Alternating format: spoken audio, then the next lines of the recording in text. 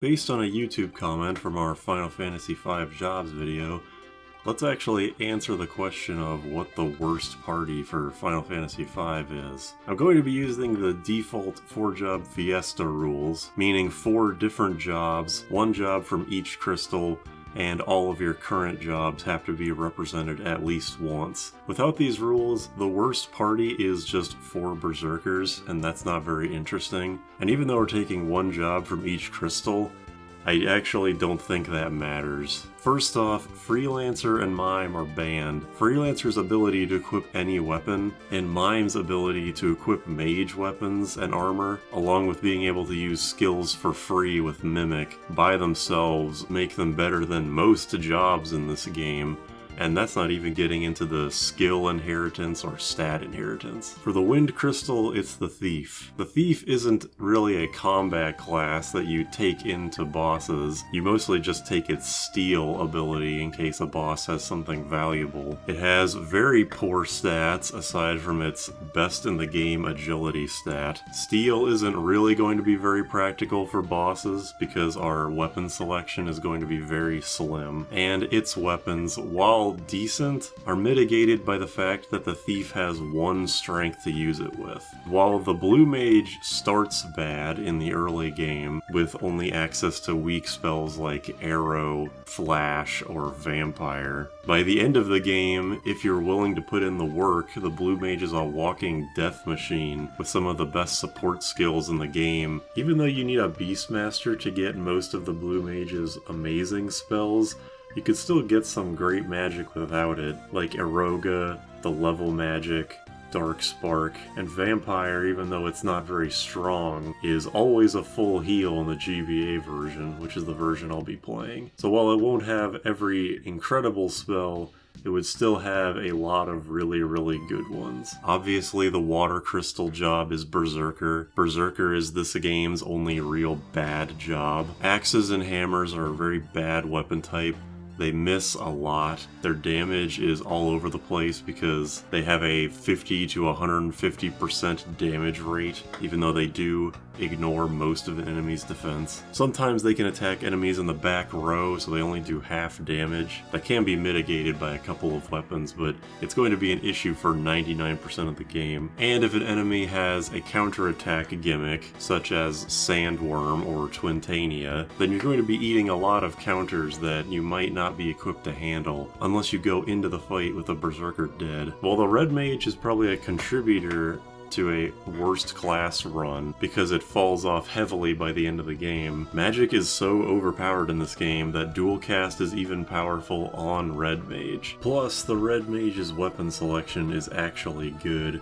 You got swords, which are strong. You have rods, which can bump up the Red Mage's somewhat mediocre magic damage. To say nothing about rod breaking or the weird gimmick rods like the Wonder Rod or Lilith Rod. And it can use staves, which is a surprisingly versatile and kind of gimmicky weapon type. You got the healing staff for healing, the power staff in case you want to inflict berserk on something, the staff of light, which is a rod break, but it casts holy instead of an Aga spell. And there's the Judgment Staff, which casts Dispel, which is great for some bosses that buff themselves. Red Mages also have the significant advantage of being able to choose their spell targets, even if the spells themselves aren't as powerful as its contemporaries. And that is going to be a major issue during this run, is the inability to 1. Pick your target, and 2. Pick your move. Fire Crystal is the Geomancer. That might be a bit controversial, but Geomancer is not a bad class by any means. It's the worst in this crystal because it's the magic equivalent of the Berserker, but at least Geomancer can use items and some decent weapons. Along with not being able to choose your target, a lot of the spells just don't do anything to bosses because they do percentage damage or are instant kills. But it does have a nice magic stat, and I'll never have to worry about damage floors or trap tiles. Bard starts bad, but by the end of the game with Strength Song, Magic Song, and Level Song, it turns into one of the best supporting roles in the game. Beastmaster is also mediocre as a class, but kind of similar to Red Mage. It's not amazing because of the Beastmaster itself, It's amazing because Control neuters many of the game's regular encounters, and even some bosses, and Capture is similarly amazing. For example, you can instant kill Exdeath at the end of World 2 with 4 Beastmasters, just by capturing 4 Blaze Dragons. And the Earth Crystal job is the Dancer. The Dancer is a front row, physically oriented class that also has the worst HP stat in the game. It has a worse weapon selection than Thief, and the Dancer's best feature is Sword Dance, which is, again, random. At best, you have a 50% chance of activating it when you have some of the Dancer equipment on. Flirt is potentially good, but probably won't be practical for bosses. And again, that HP stat, man. In Pixel Remaster, they buffed Sword Dance so that it could be used from the back row, but I'm not going to be playing that version, because I might as well make this as difficult as possible. Another problem with Dancer is that 2 of the dances basically do nothing. One of them is an MP drain, and aside from the rune weapons, which have such a low MP cost that it's not actually worth worrying about, and the other dance is the dance that inflicts confusion, which is the dance that gets replaced when you wear certain pieces of the dancer equipment. Neither of those dances are very good for bosses, but MP drain is literally never useful, whereas the confusion dance can be helpful for a handful of bosses and most regular enemy encounters. So I would much rather the replaced dance be the MP drain dance, but unfortunately there's going to be at least one useless dance for the entire run. I said in the beginning that I'd be following 4-job Fiesta rules, so 1 job for each crystal, but I think I would choose these 4 even if I didn't have that restriction. Like I said, classes like Bard and Blue Mage start bad, but become great at the end of the game, and Red Mage starts great but becomes mediocre, but their highs are still much better than these other 4, because again, dual cast by itself is better than a lot of classes in this game, even if you only have access to the Red Mage magic set. If I want to do physical damage at all, I might have to rely on equip axes to give other characters the Berserker strength stat. These classes can't really help each other that much. The weapons across the board in this team are not great. Knives are the best thing about it, but almost every job in the game can equip knives, so that's not special. Axes, as mentioned previously, are theoretically strong, but are way too random to be reliable. The double lance and the boomerang weapons are legitimately good, but only usable by the thief, and like bells, you can't equip a skill to let them be used by other people. So without equip axes, those 2 weapon types are stuck on a class with 1 strength. Bells are decently strong for being on the Geomancer, but because they're on the Geomancer, you will never be physically attacking, unless a boss is immune to everything that a Geomancer can use at that given moment. Plus Gaia is free. Not to mention, and I didn't even realize this until doing this run, there's only 1 bell until World 3. There seem to be 3 or 4 bells total in this game. You get the first one at Castle Tycoon when you get access to the Wind Drake, and that's about 2 to 3 to 4 hours into this game. The next bell you have access to is the Legendary Bell at World 3. And then after that, there's 1 or 2 bells you can steal from bosses. Legitimately good weapons, especially considering they're stuck on the Geomancer. It's just that that bell will get outclassed very quickly. This team has no weapons as spells gimmicks, so I can't use buffing items like the Defender or the Masamune, and I couldn't even get creative with things like the Wonder Rod, because despite being a magic class, the Geomancer can't use rods. As I alluded to earlier, most of this team's damage is very random. The Berserker is just random in general, the Geomancer will be getting random spells, and I can't even keep my level low to force certain spells to appear, because as I found out in my level 1 run, your level does impact your damage across the board. So even though I would have access to less spells for more consistency, those spells would be weak as shit. And at least Dancer can choose the target, but again, randomness. At best, 50% chance to do any meaningful damage at all, and hopefully it doesn't instantly die. Not everything is bad though. Thief can give their agility to other classes, most notably the Berserker, who has a negative agility. Besides that, I'm convinced that something's wrong with the Berserker ATB gauge. Sometimes when you revive a Berserker, they get up and then immediately swing, as if their turn was stored from before they died. And then sometimes I've seen them attack twice in a row when they're revived. So I'm not sure what's going on behind the scenes. Maybe giving it the Thief agility will be better. The Dancer's Equip ribbon will be great because the ribbon is legitimately amazing. I won't even have to worry about gold hairpins because there's no MP cost in this game, aside from the Rune Axe or the Rune Bell. And Gaia is always at least good, no matter what the context. The fact that it's the first thing you learn from the Geomancer is very handy.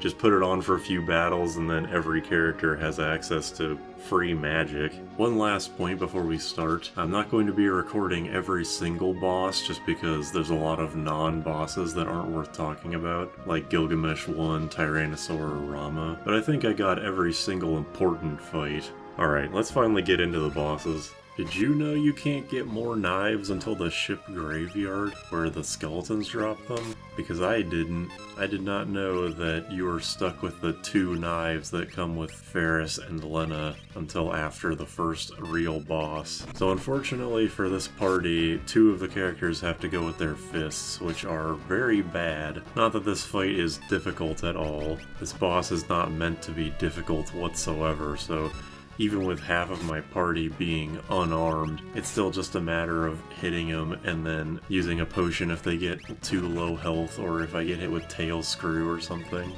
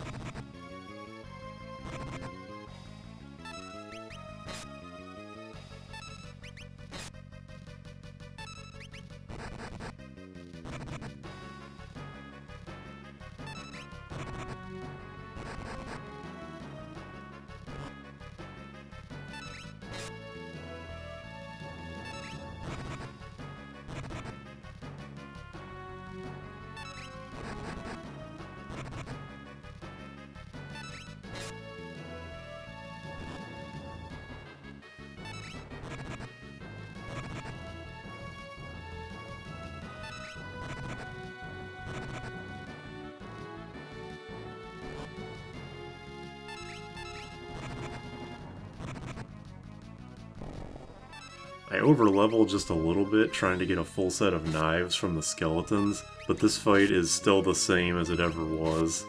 Physicals went alive, potions went undead.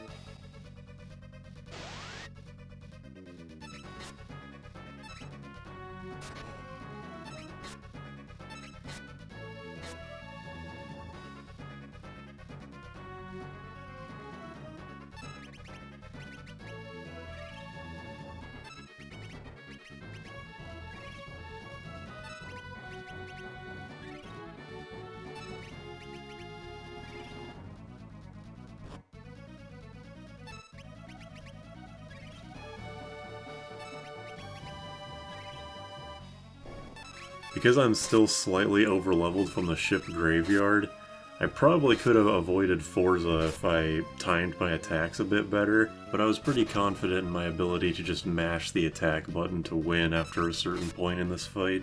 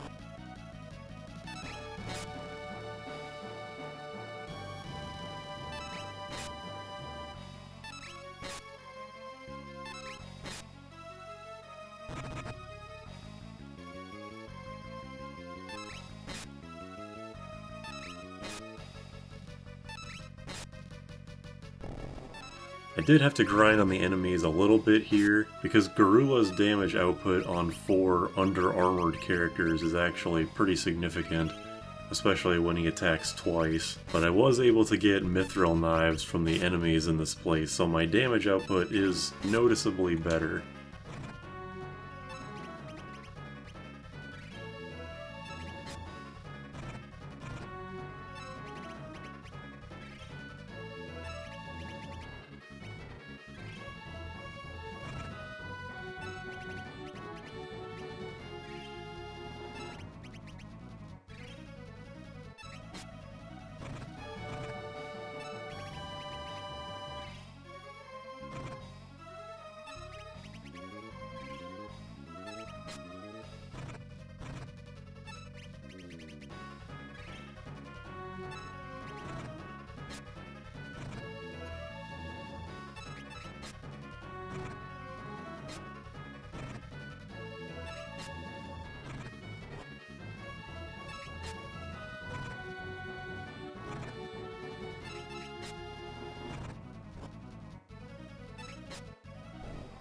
We now have access to Berserker, which means we can actually do damage that's worth something. It's risky, but they do so much more damage than the Thieves that it seemed better overall. Since all I can do for damage is physical attacks anyway, it's at this point that the Thief's status as item thrower is basically solidified. With the boomerang weapon you can get here, it's a good strategy to just stay in the back row and throw the boomerang and throw high potions as needed. And speaking of, I am very thankful that you can steal high potions from the enemies around here. They're not super expensive, but they are easy to steal here, so I just grabbed a whole bunch before doing any fights.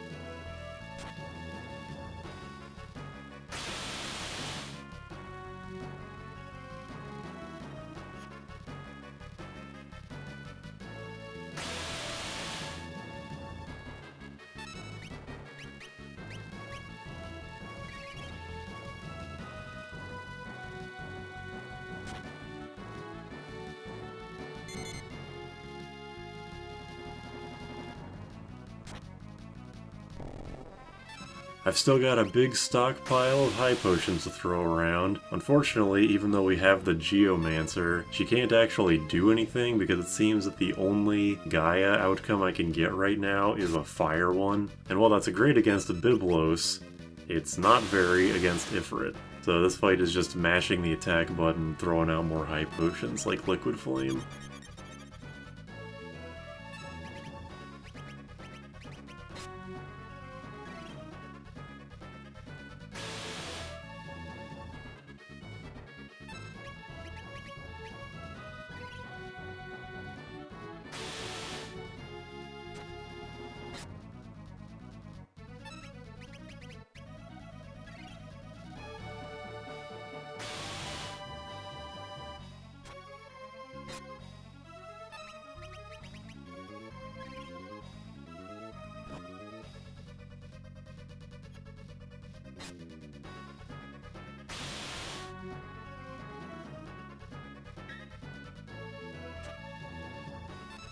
Like I just mentioned, the only Gaia attack I can do is a fire one, but that is very useful here. I don't know why that first one was so weak though. That one only did about 90 damage, but every one after it just keeps increasing its damage. I know it's variable, but it just seemed like it kept ramping up its damage more and more until he died.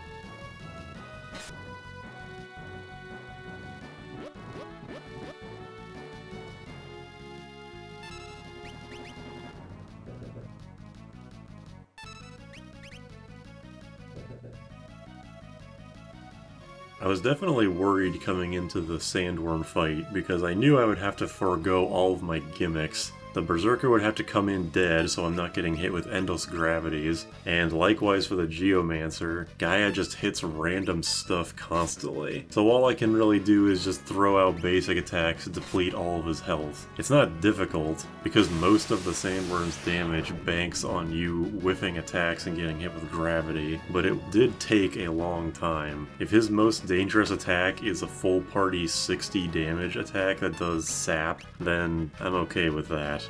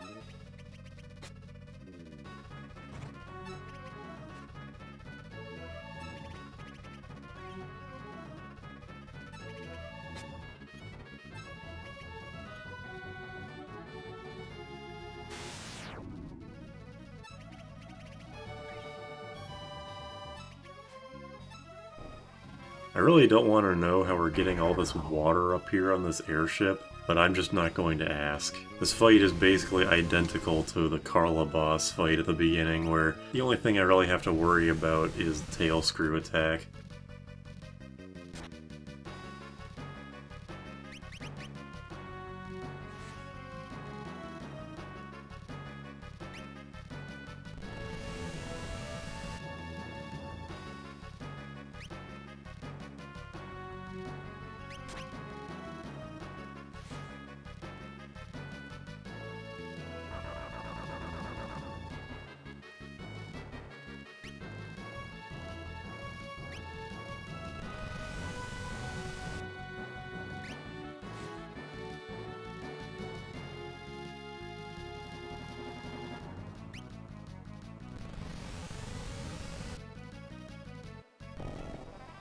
Adamantoise was not nearly as aggro as he usually is. Gaia takes him down very quickly because Stalactite is a very, very useful spell.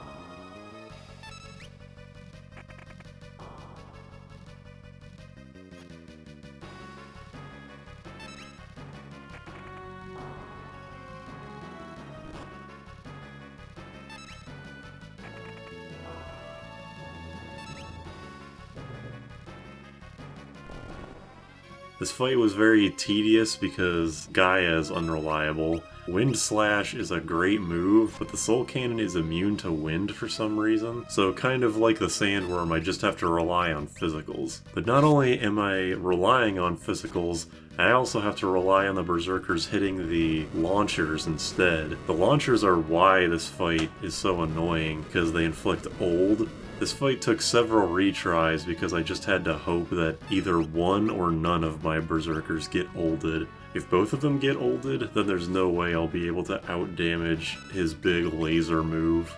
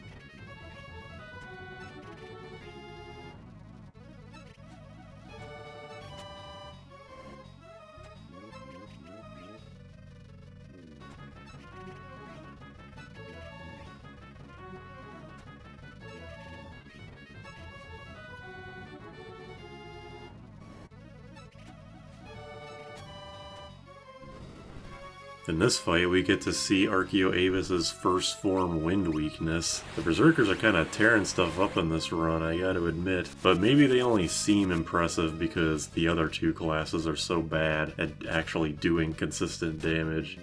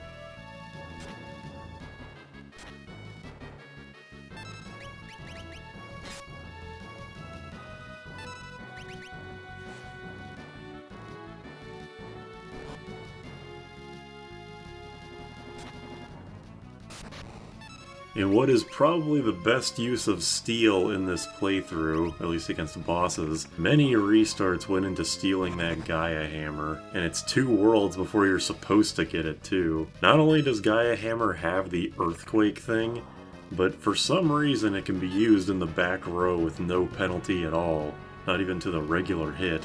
Plus it's significantly stronger than most axes for the rest of the game, so that's an expense that I won't have to worry about until... well, ever, really. I think all the axes after this are found in chests or are the legendary rune axe. I hate Purobolos to the point that I didn't even really want to think of a strategy to this guy. I just wanted to mash Gaia until I got lucky enough. But at a certain point, I realized, wait a minute, they don't cast Arise if they self-destruct. So I waited... and waited,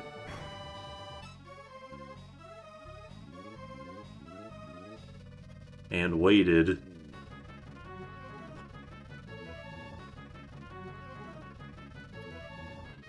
to the point where I wasn't even sure if they would cast self-destruct if they were by themselves, but eventually it worked. Now that we have Dancer, we actually have potentially great damage, even if it's not actually going to activate most of the time. Ferris has the Mage Masher to try and inflict silence. I don't think it actually worked until after Phase 2, when it didn't even matter. Lena actually got about 6 or 7 sword dances in a row. Not in this fight, but leading up to this fight. It was like 4 in the random encounters beforehand, and then 3 during this Gilgamesh fight. I was starting to wonder if my game was bugged, but unfortunately it just meant that I was never going to get any sword dances for the rest of the run normally.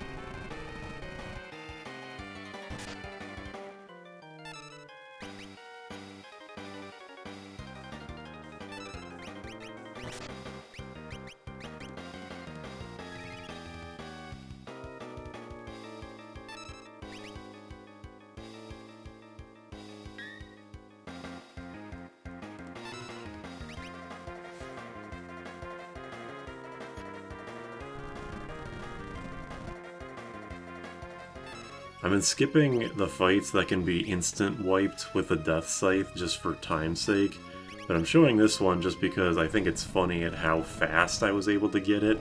But in my 4-job Fiesta run, I didn't get the Death Scythe activation until the fight was almost over. I got the Genji gloves from Gilgamesh 3, which is nice, but for this fight I'm mostly just mashing. And while I got very lucky with the Death Scythe activation against Dragon Pod, against the Gilgamesh, this one doesn't activate until basically the battle's already over.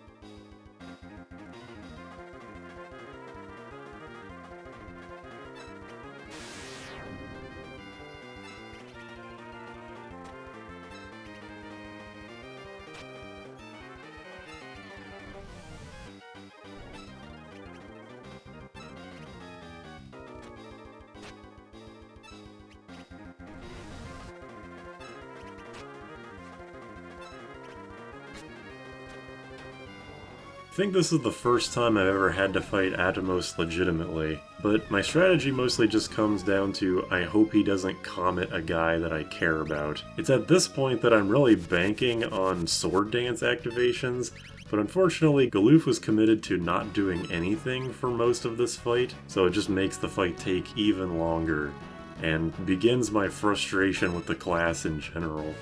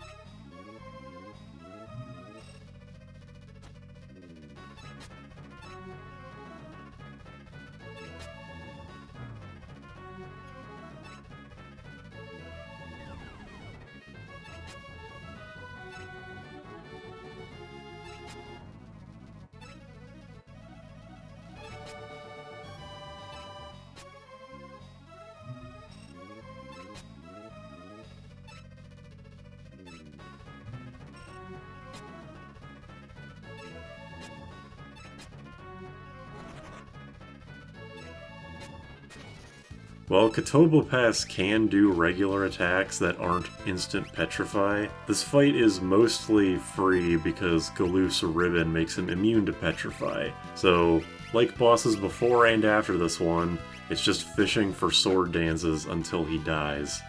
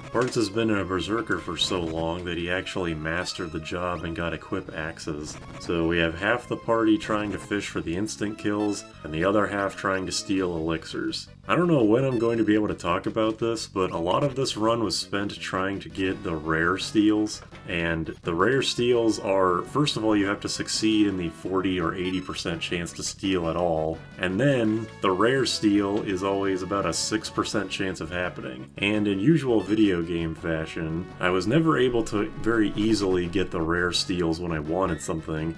But then in the final dungeon, I randomly stole the Crystal Dragon's rare steal on the first try, and I think the Mind Flayer's rare steal on the first try, and one of the Phoenix Tower's rare steals when I was trying to get one of the Dancer's equipment, which is the common steal.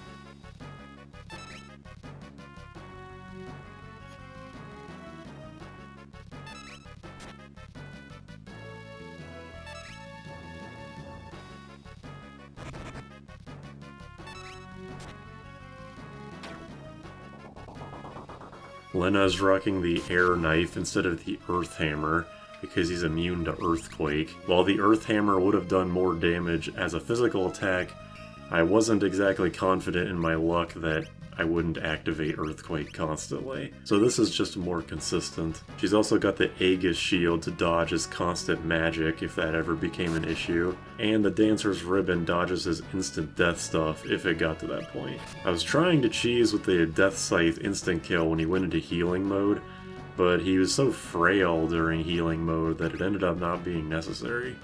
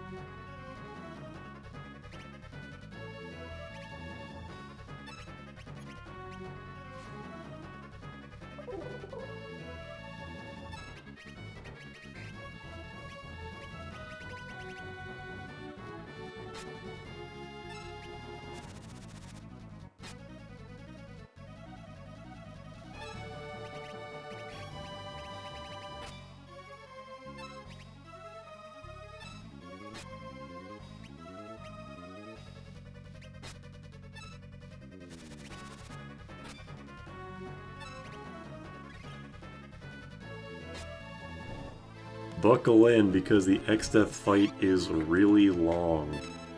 I stole the Genji helm from Gilgamesh, and mastered Thief on Ferris, so I put the Thief agility skill on her with Berserker so that the Berserker can go slightly more often. But like I mentioned in the intro, I really feel like the Berserker's speed stat is bugged in some way. I just don't know how. I got an Angel Ring set to maybe help with the zombie breath, because several runs were ended by that. Gaia is kind of useless in this fight because the only move that does anything is Wind Slash, which is incredibly rare, and the other two do nothing because it's a percentage-based damage attack, or it's Gust, which does like 200 damage with the air knife. I put Reflect Ring on Ferris to get him to use Dispel, but in retrospect, I think he only casts Dispel as a counterattack, so that might not actually be the good strategy that I thought it was. But he does still have powerful magic that's good to reflect, so it's not like it's a bad option. It just wasn't good for the reason that I thought it was. This entire fight is basically just me keeping my party alive by chucking around high potions and Phoenix Downs, while the Berserker very slowly whittles his HP away over the course of 15 minutes.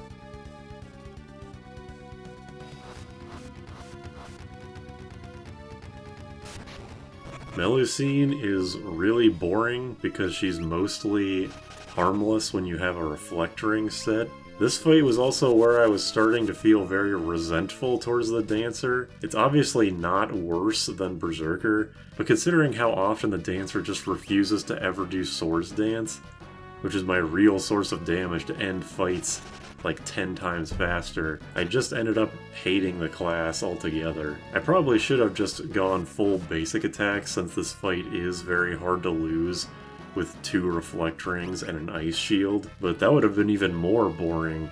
So it was between boring and frustration, and I'm not sure which I prefer. On a separate note, I discovered in between Melusine and Wendigo that equipping Gaia as your secondary ability does not give you the Geomancer's magic stat, which is very surprising. Even random stuff like Equip Harps gives you the Bard's stats. I don't know why they were stingy with Gaia. I only noticed because I was really banking on Gaia to upgrade the damage of the Rune Axe with the magic power, but it didn't even get that, so Gaia was literally useless to the Berserker.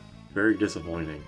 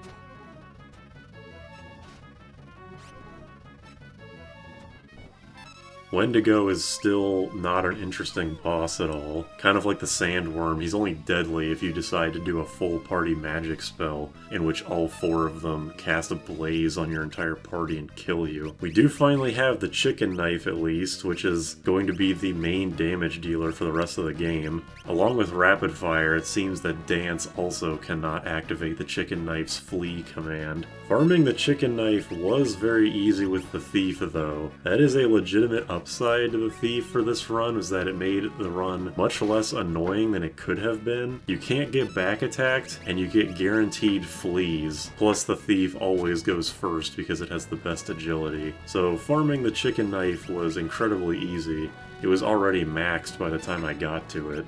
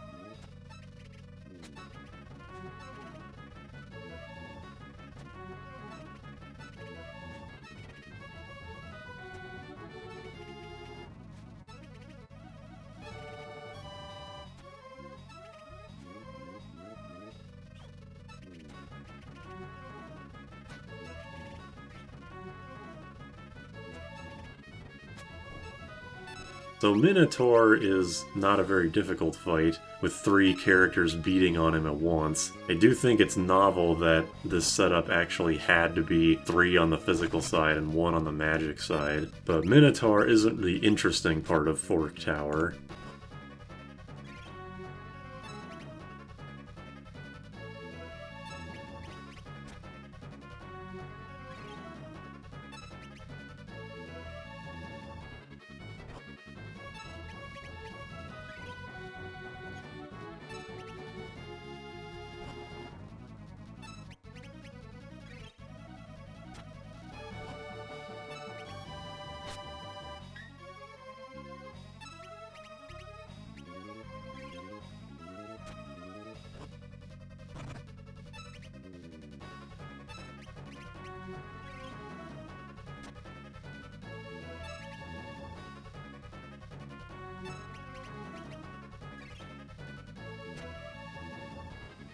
The interesting part is Omniscient, where I actually have no real magic to hit him with. For some reason, all of my magic adjacent abilities, being Gaia, the Earth Bell, and the Magic Lamp, are all apparently considered physicals by the game, so Omniscient would always cast Return. Part of me was worried that this would just be not the end of the run, because I could have just gone to the Rift if I couldn't get past this guy, but I would have had to miss some actually potentially interesting bosses. Unfortunately, what I ended up doing is taking a page from the Solo Bard Handbook and just waiting out Omniscient's MP. He has 30,000 MP, and waiting it out took 20 minutes of times 10 speed up speed. So you can do the math for that one. And if he's neutered with a Reflect Ring, he's obviously going to be neutered when he has no MP to do anything with. So the fight is literally not losable under any circumstance. As long as you have a full set of Coral Rings, the Leviathan isn't super dangerous. He can still one-shot the Dancer, because again, worst HP in the game, but I have so many healing opportunities and healing items that it's not really a big deal. I don't know why Entangle never worked. He tried to use it several times throughout this fight, but I'm not complaining.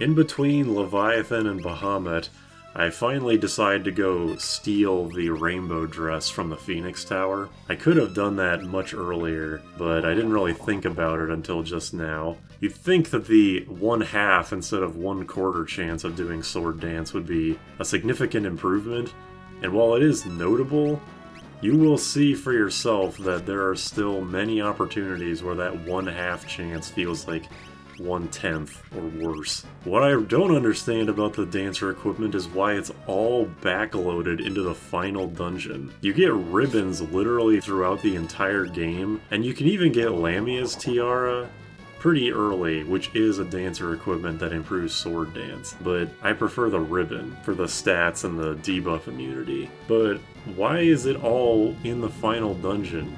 The rainbow dress, red slippers, and man-eater aren't that great. They're decent for being exclusive equipment to one class. Is anybody really going to be using a dancer into the final dungeon? By this point, you probably know that the dancer is very limited in what it can do. Sword dance is nice, but even for first-time players, I think it would be too much of a hassle and too annoying to reliably deal with. The dancer is just a weird class altogether, nothing else to say. I think this is the only boss I can get Cave-In against, which is basically free meteor.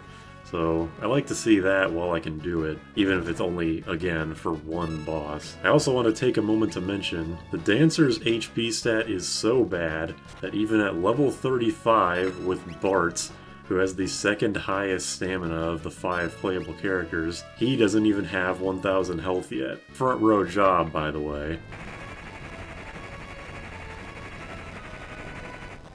Odin and Catastrophe are both timer fights, basically. This one in literal terms, but both of them boil down to having to kill him before he does his full party 1000 damage move, which is something I can survive, but only once. He attacks too often for me to out-heal with only high potions to my name.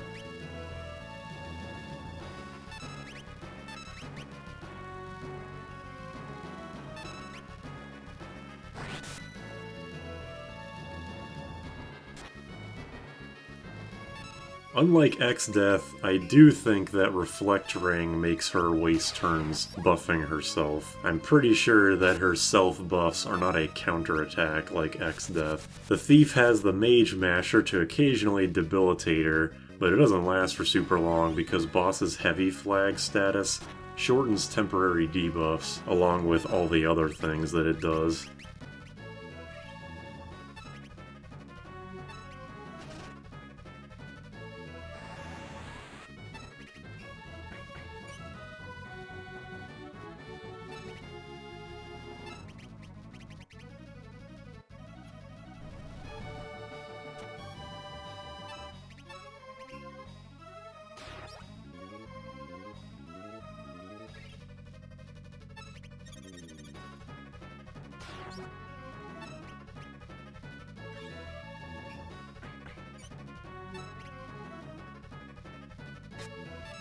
This guy still doesn't really do anything. I don't understand why you can steal Ash from him when he drops it on death. I'm only showing this guy because I feel like it would be fitting to show every single Rift boss fight, even if they are super easy.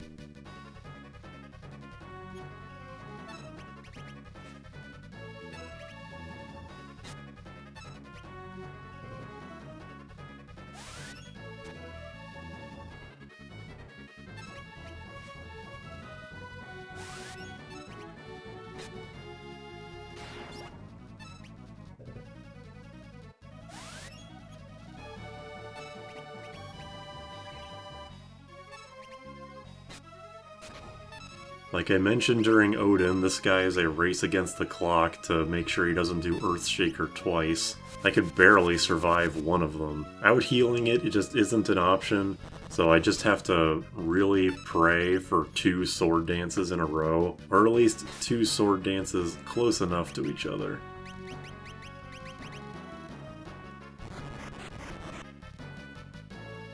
Can I also just say, whenever I see this guy's name, I think of Rita's Mystic Art from Tales of Vesperia.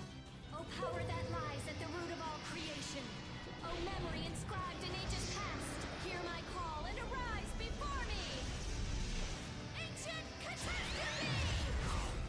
The only notable thing that happens in this fight is that he mighty guards himself, and while that does make the fight take longer, I'm not really concerned about his other spells, but it does make me reconsider using the Earth Bell, because Mighty Guard gives you float along with Protect and Shell.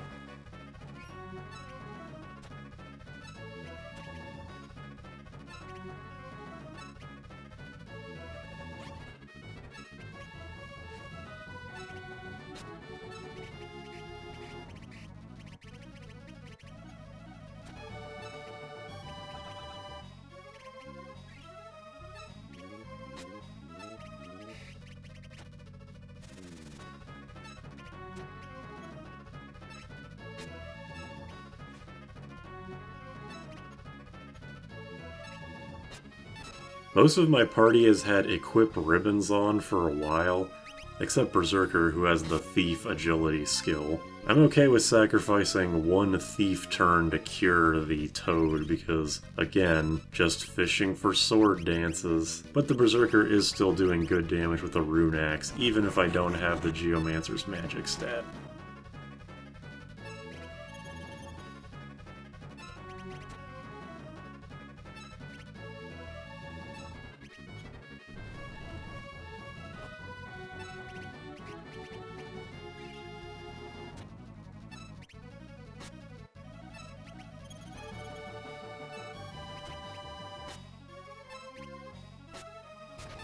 We have the Berserker dead here to avoid the Tidal Wave encounters, because I think having a Reflect Ring set is much more consistent of counterplay than having Coral Rings. The only attacks that I can get hit with when I have Reflect Rings up are his physicals, which do hurt, or Wind Slashes, which only do about 200 damage to the party, which is not a big deal at all. Twintania has about 50,000 HP, I think, and I do not believe in my odds of getting 5 to 6 sword dances in a row, so this strategy it is.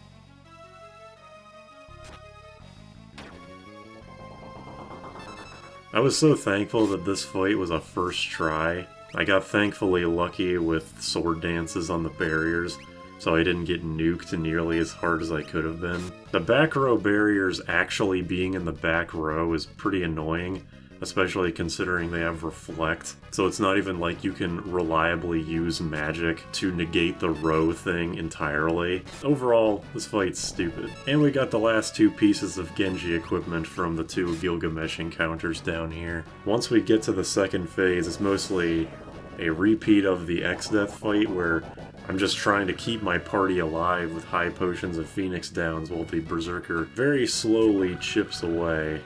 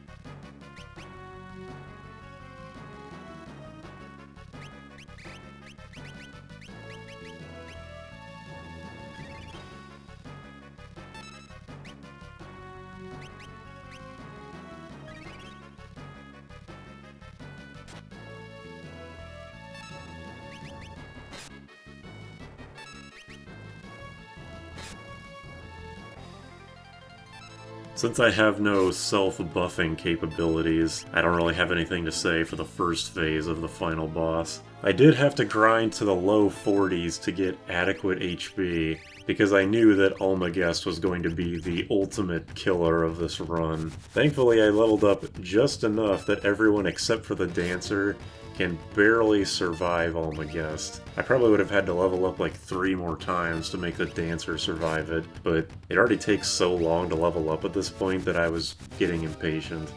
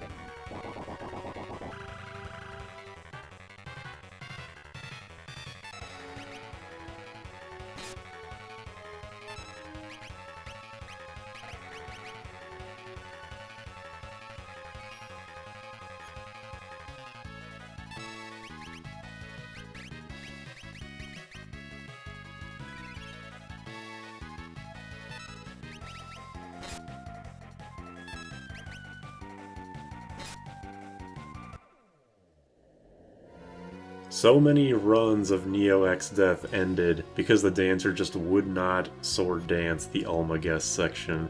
Even in this successful run, he just does the MP dance like 10 times in a row. It is so frustrating. Obviously, I would not call the dancer a worse class than Berserker, because it has way more upsides, but considering this is the class that I have to hedge all of my bets on, it just makes me hate it when it just refuses to do any damage at all. The only saving grace about this fight is that after Zantetsuken, to get rid of the lower left part, the Almagest section is the only dangerous one. Everyone has ribbons, so we can't be inflicted with any super debilitating statuses from Grand Cross, and the physical attacks, while powerful, are very infrequent, and get blocked by Golem once I eventually summon that. Plus, I was lucky enough that some of the physicals were directed at Krill, who is using the Genji shield.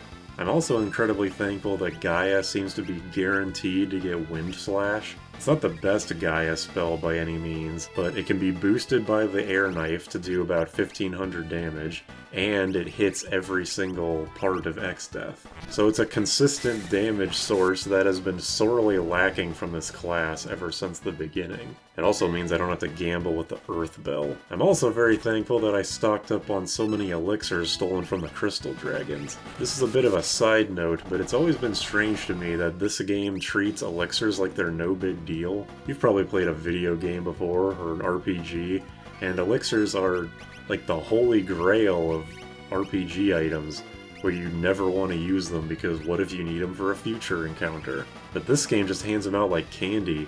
Even in the ship graveyard, which is the second dungeon in the game, you could farm them off of some of those enemies in there if you were tenacious enough. And the fact that the elixir is a common steal from the Crystal Dragon in the final dungeon just makes it all better. The only other game that I've seen be generous with elixirs is Tales of Xillia. Not even Pokemon hands them out very much. At least for Gens 1 through 5, Pokemon games, the elixirs and ethers are a non-replenishable item. They really value those things for some reason. But because high potions are the second best healing item, it kind of makes me resent the chemist even more.